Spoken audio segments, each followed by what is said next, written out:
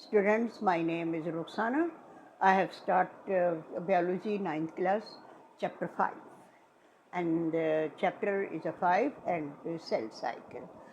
जैसे कि आपको मालूम है कि हम इसमें meiosis 1 पढ़ रहे हैं, मेटासिस हम ख़त्म कर चुके हैं, meiosis 1 पढ़ चुके हैं और अब हम meiosis 1 जो है वो स्टार्ट किया हुआ है। उसकी भी आज जो से हमारा लेक्चर जो है 4 है और इसके बीच में हम क्या देखिए हम लोग जैसे meiosis का अमल शुरू किया था तो इसमें हमने देखे थे जो कि सेल डिवीजन किया गया थे। तो आपने प्रोफेज में पढ़ा था क्रोमोसोम कौन से हैं, वो किस तरह क्रोमैटिन में तब्दील होते हैं, फिर किस तरह से ये पेयर अप होते हैं सिनेप्सिस से गुजरने के बाद। फिर उसके बाद हमने इसके क्लास्मेटा के बारे में देखा था कि जहाँ पर ये अटैच होती हैं हम उसको क्लास्मेटा कहते हैं। फिर क्रॉसिंग ओवर, जिस तरह के वो जहाँ पर चिमटे हुए होते हैं उनके अपने सेगमेंट की आपस में क्रॉस ओवर करते हैं, यानी कि जिस वक्त वो क्रॉस ओवर करते हैं उसको हम उसके क्या कहते हैं, उन अटैचमेंट में जिसे उनकी क्रॉस ओवर यानी कि जेनेटिक वेरिएशंस होते हैं, यानी कि वो अपने अपने सेगमेंट्स चेंज करते हैं एक दूसरे। और ये जो जेनेटिक वेरिएशन होती है ये क्या हो जाती है, ये पेरेंट्स के सेल से डॉटर सेल जो होता है वो बिल्कुल ऑलमोस्ट कम्प्लीटली डिफरेंट हो जाता है। इसीलिए आपने देखा होगा कि ज़्यादातर जो से है वो अमल हमारा प्रोफेज में क्रोमोसोम्स के तब्दील होने का हो जाता है।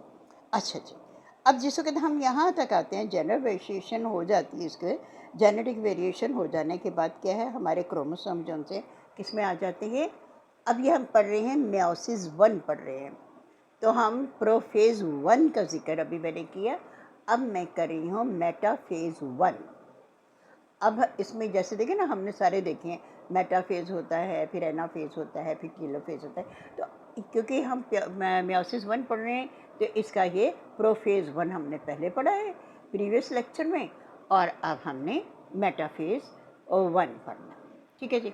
अच्छा जी, मेटाफेज 1 में क्या होता है आपको मालूम है, जिसका जो इसका प्रोफेज का अमल पहले वाला हमारा हो चुका होता है, तो उसमें मेटाफेज जिस वक्त आता है तो आपके ये जो क्रोमोसोम है ऑलमोस्ट पेयर की सूरत में बन चुके हुए होते हैं, और पेयर की सूरत में अपने आप को क्या करते हैं, इक्वेटर के ऊपर अरेंज कर लेते हैं, यानी इनके जो सेल होते हैं वो अरेंज हो जाते हैं। अच्छा जी, इसके बीच में फिर ये है कि जो स्पिंडल फाइबर्स हैं वो आपके जोड़ों के साथ जुड़े हुए होते हैं, और कुछ जो होती हैं नहीं जुड़े होते, उनको नॉन किनेटिक्स कहते हैं। और जो स्पिंडल उसके साथ जुड़े हुए रहते हैं और वो उसके ऊपर मौजूद रहते हैं। अब ये क्रोमोसोम जो से हैं फाइबर्स की सूरत में देखा आपने एक साथ जुड़े हुए, अब ये चले जाएगा सेल एनाफेज में। जब हम इसको एनाफेज में लेके जाएंगे ये क्या हो जाता है, एक दूसरे से अलग कर देते हैं क्रोमोसोम्स। किस तरह, देखिए ये जो स्पिंडल फाइबर्स हैं सिकुड़ना शुरू हो जाती हैं, सिकुड़ते हैं तो वो फिर अपने अपने टाइप की जो क्रोमोसोम्स उनके ऊपर लगे हुए थे वो अपने अपने पोल्स की तरफ मूव करना शुरू कर देते हैं। जब वो अपने पोल की तरफ मूव करना शुरू कर देती हैं तो फिर ये एनाफेज जो है ये आपका टीलोफेज में चला जाता है, यानी ये वाला सेल टीलोफेज की तरफ चला जाता है। टीलोफेज में कैसे जाता है, आपने मेटासिस में पढ़ा था कि जिस वक्त वो स्पिंडल फाइबर श्रिंक होते हैं तो वो अलग अलग हो जाते हैं और फिर वो क्या शक्ल इख्तियार कर लेती हैं, डॉटर सेल्स की जो शक्ल इख्तियार करते हैं।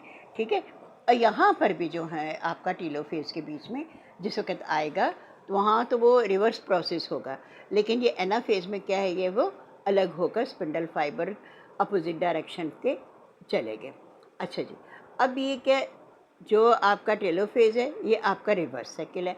अब रिवर्स साइकिल में क्या होता है कि ये जो सुकड़े थे और उसके बाद उन्होंने डॉटर सेल बनाए थे, और जो डॉटर सेल बने हैं वो यानी कि आपके क्या हो जाएंगे, 2 सेल में तकसीम हो जाएंगे। आपका सेल जो है वो 2 सेलों में तकसीम हो जाएगा। 2 सेलों में तकसीम होने के बाद क्या होगा कि वो अपना अपना जो है वर्क करेंगे, यानी किस तरह, साइटोकाइनेसिस, यानी पहले हमने कैरियोकाइनेसिस पढ़ा था, वो कौन सा था मरकज़े का, यानी कि न्यूक्लियस की डिवीजन थी। जो हम पहले पढ़ते आ रहे हैं वो हमारी न्यूक्लियस की डिवीजन थी। न्यूक्लियस की डिवीजन तो यहाँ तक होगी कि उसने न्यूक्लियस की डिवीजन से सारा न्यूक्लियस से अलग करके उन्होंने डॉटर सेल तक आपके बनाए। अब उसके बाद क्या आ गया? उसके बाद अब साइटोप्लाज्म भी तो है ना हमारा। अब इसको हम क्या कहेंगे? साइटोकिनेसिस के अमल में से भी तो गुजरना पड़ेगा ना डॉटर सेल को। जब वो उसके बीच में गुजरेगा तो ये सेल जो से हैं जिसको डिवाइड होते हैं कैसे हो जाते हैं? हैप्लॉइड सेल में चेंज हो जाते हैं। ये डॉटर सेल जो होते हैं हैप्लॉइड सेल में होते हैं। और ये जिसमें आएंगे साइटोकिनेसिस में, तो ये फिर दोबारा कौन से हैं? वही वाला प्रोसेस जो आप पहले पढ़ चुके हुए हैं, हमारा प्रोफेज और वो सारे इंटरफेज, प्रोफेज और सारे रिवर्स प्रोसेस यानी सारा होगा, जहाँ पर आपके न्यूक्लियस अपीयर होगा, न्यूक्लियस एनवलप अपीयर होगा, और उसका जो है क्रोमोसोम्स अपीयर होंगे, और इसी तरह सारा रिवर्स प्रोसेस जो है वो वहाँ पर बनना शुरू हो जाएगा। यानी यहाँ पर सेलों की तकसीम जो सी है वो मुकम्मल हो जाती है और वो आकर सेल तकसीम हो जाती हैं। एक सेल 2 सेल में डिवाइड हो जाता है आपस में, और ये पहले वाले सेल से बिल्कुल डिफरेंट होते हैं। लेकिन ये हम इस तरह पढ़ रहे हैं। और आपको एक बात यहाँ पर बता दूँ, हाँ, कि जिस वक्त हम मेयोसिस की, क्रोमोसोम की अरेंजमेंट इक्वेटर में और इसकी तकसीम पढ़ते हैं, ये होमोलोगस क्रोमोसोम्स मौजूद होते हैं। इसके बीच में क्या है? जोड़े की सूरत में होते हैं और होमोलोगस क्रोमोसोम होते हैं। ये जो होमोलोगस क्रोमोसोम है ये आपके किस में होते हैं? मेयोसिस 1 में।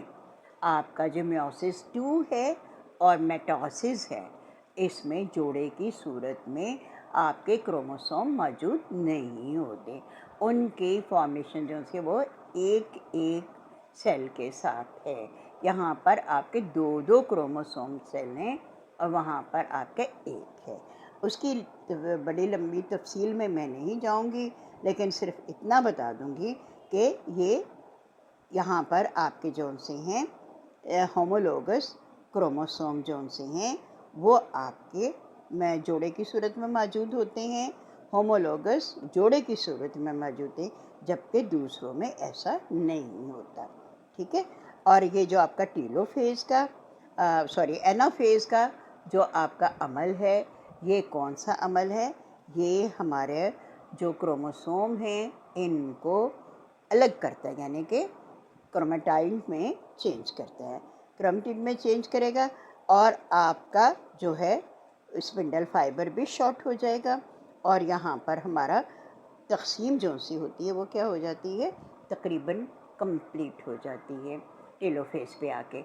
लेकिन टीलोफेज में आने के बाद हम जो से हैं साइटोकिनेसिस का अमल करवाते हैं। वो साइटोकिनेसिस का अमल ज़रूरी इसलिए होता है कि उसके बीच में आपको साइटोप्लाज्म और वो जो सारे प्रोसेस है वो अलग से होकर सेल बन जाते हैं।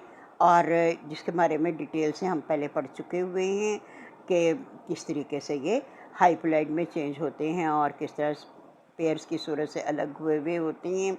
और अब ये कि हम ये जो सेल बन जाएंगे, अब इनको हम कहाँ पर लेके जाएंगे?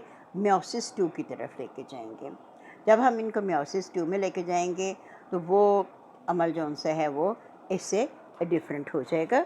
तो आज की इतना ही, और अपना ख्याल रखिएगा, और जितना समझ आ गया हुआ है इसको याद रखिएगा। अल्लाह हाफिज़।